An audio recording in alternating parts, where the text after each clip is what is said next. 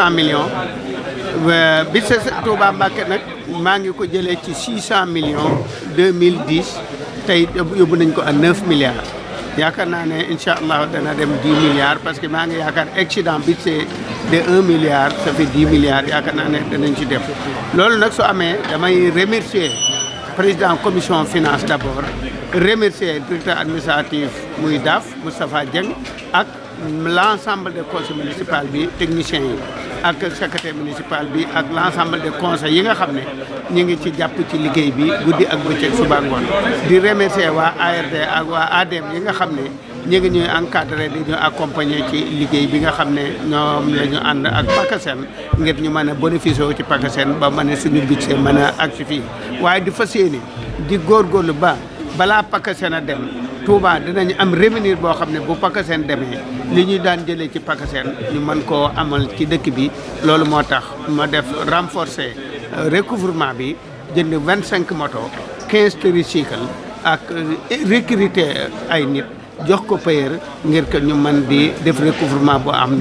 am solo la ba nga xam ne bu PACASEN bi jeexee Touba niveau bi mu nekk ak budget bi du mën a wàcc li ñu daan jëlee ci PACASEN ñu mën koo jëlee ci suñu ressources naturelles ak cantines yi nga xam ne ñu ngi koy tabax maanaam marché yi ñu mën ko cee jëlee loolu moo doonoon kii bi ñi ngi privilégié nag ci liggéey bi ren muy éducation ak santé ak éclairage public donc ak addition d'eau loolu la ñu privilégié ci liggéey bi ba tax na fi mu nekk nii commune bi moo tax ñu ngi ci 19 postes de santé ak yoo xam ne 12 postes de santé pare na équipé nañ ko actuellement 2025 commencé nañ 6 postes de santé yoo xam ne dana pare ñu occupé ko ci 2026 bi waaye avec une centre de santé référence boo xam ne nii équipement bi ak caution bi dana mat 2 milliards donc ci réparation de chaussée ak bi tali bitimé yi nga xam ne nii ci périphérique bi ci sow bi dafa enclavé ñu bëgg a def raccordement ay yoon yoo xam ne nii dana désenclavé dëkk bi ba dem beeg dëkk bi gën a yomb jënd aussi matériel boo xam ne lourd boo xam ne nii ak matériaux boo xam ne nii réparation de chaussée bu amatee commune bi dana mën a intervenir balaa AGEROUTE di ñëw wala balaa état di ñëw ba màggalu Touba buy ñëwati dana fekk route yi nga xam ne nii war nañ ko defar mu am dégradation yu mag ñu mën cee def lu bare bari ci inondation bi aussi liggéey nañ ci lu bare bari ni ñi ci daj ren xam nañ ko moo tax prévoir nañ ko ci budget 2026 ci social bi waaye aussi ci matériaux waaye aussi ci matériel waaye aussi ci ay pompes yoo xam ne dana mën a jël point bas yi nga xam ne dafa sori réseau bi à 3 kilomètres 2 kilomètres ñu mën koo jënd teg ko foofu nga xam ne su tawee bu fekkee ne point bas yi rempli na pompe yi mën ko pompe yóbbu ko ci réseau bi ngir dem bi ak dikk bi mën a jàppandi ci wàllu santé bi aussi def nañ ci lu bare équipement bi donc ak poste de santé yi nga xam ne ñu ngi leen di jàppale ci médicament ngir pali bi ak yeneen feebar yi ñu mën koo def mais ku nekk gis na aussi tuberculose ni mel ci réew mi waaye ni mel ci département Mbacké parce que le mois ça fait 3 mois ci gannaaw bi médecin district mi nga xam ne am nañ 1700 cas ci département bi te 1100 cas yi Touba la moo tax ñu jëndal leen ay appareils yoo xam ne ak médicament boo xam ne daara yi donc danañ ci mën a jàppalaat daara yi surtout daara ji nga xam ne 800 dongay daara ñu ngi fi ci université bi ñu mën a def ci poste de santé bi benn appareil ak médicament boo xam ne nii danañ ko mën di traité nit ñi yeneen 3 postes yi ci des ñu appareil yi ci des ñu séddale ko ci dëkk bi ba nga gannaaw test bi Dakar rek la amee woon donc te ñaar rek ñoo am Dakar amul feneen ci Sénégal ñu fexe commune bi dana fexe ba Touba am ci 4 appareils ba nga xam ne dootuñu jële fi benn malade wala résultat di ko yóbbu feneen di ko gëstu loolu daal moo nekkoon li nga xam ne mooy budget bi ñu ngi sant ñëpp di gërëm ñëpp di sant yàlla di jëli ci yonent bi sallallahu taala alayhi wa sallam di sant président commission finance ak DAF bi ak secrétaire municipal bi ak l'ensemble des conseils yi nga xam ne wate nañ budget bi te rafetlu liggéey bi fexe nañ ba ñu ngi ci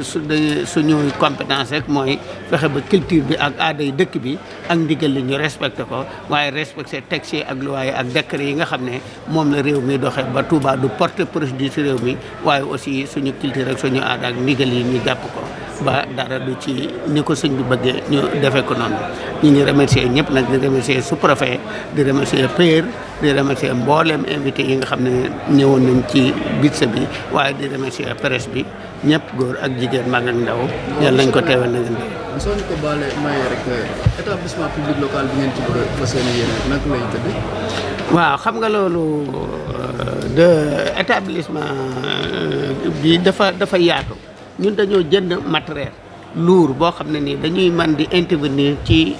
tali yi ci réparation chaussée yi ak ci tey jii may wax ak yow rek ñetti fan OFOR mi ngi am benn tuyau central bu yàqu boo xam ne nii dañ ne Pocolin rek moo ko mën a liggéey pourtant ñun buñ amutoon Pocolin fii ba ñaari weer mën naa bañ a jag léegi la directeur OFOR woote wax ko sous-préfet wax ma ko ñu daal di déplacer Pocolin bi mu dem pour réparer ci loolu nag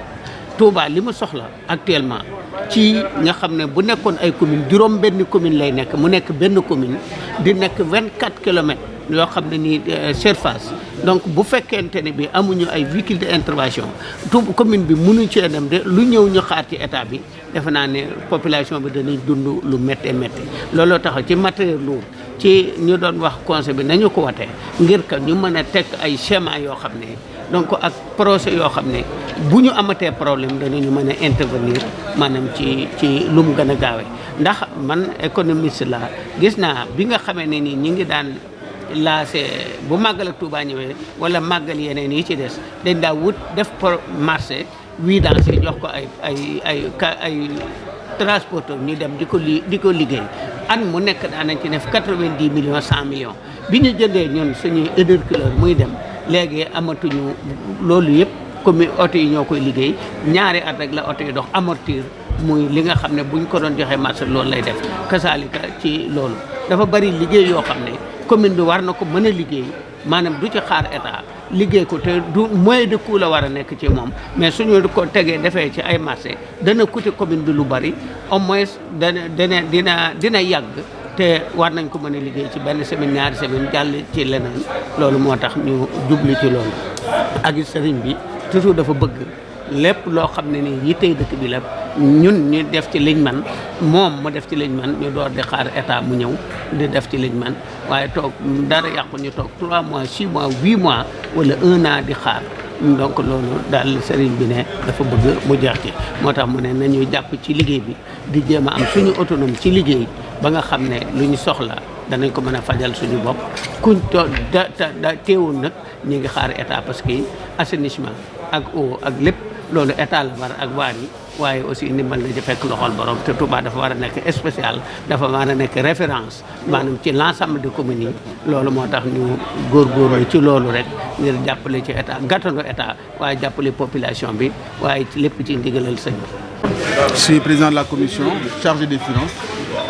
qui est maîtresse d'œuvre, n'est-ce pas, du budget. Voilà. Merci beaucoup.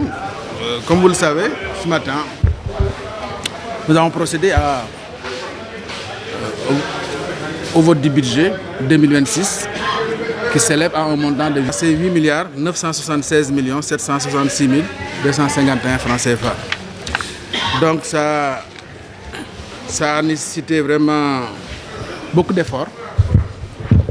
par les services techniques au niveau du service de la DAF et également au niveau de la commission des finances. Nous avons élaboré ce document qui va permettre à monsieur le maire d'exécuter les missions qui lui sont assignées.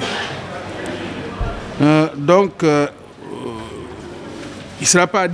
pas facile de dire que telles sont les priorités parce que ici à Touba, tout est prioritaire.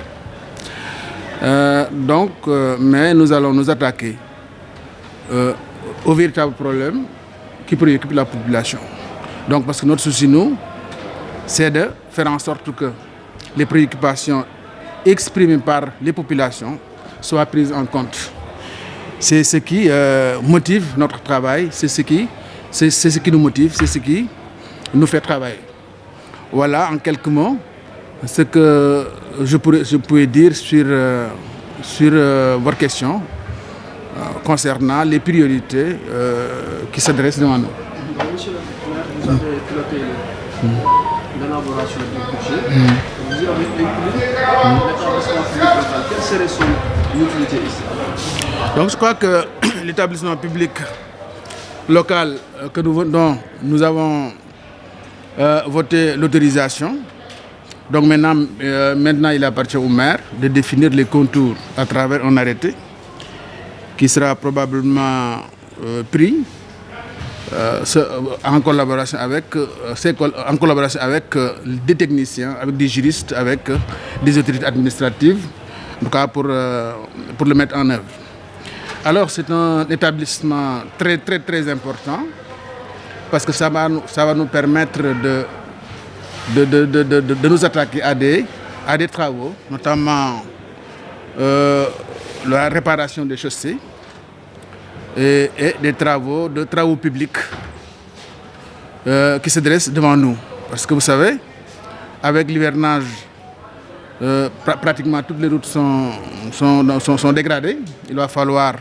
procéder à leur réparation. Cet établissement va nous permettre d'abord, dans un premier temps, de créer de l'emploi, parce qu'il va falloir recruter des conducteurs d'engins, parce que c'est des engins techniques, c'est des engins très lourds. Donc, leur manœuvre demande vraiment beaucoup de technicité. Donc, il va falloir créer de l'emploi.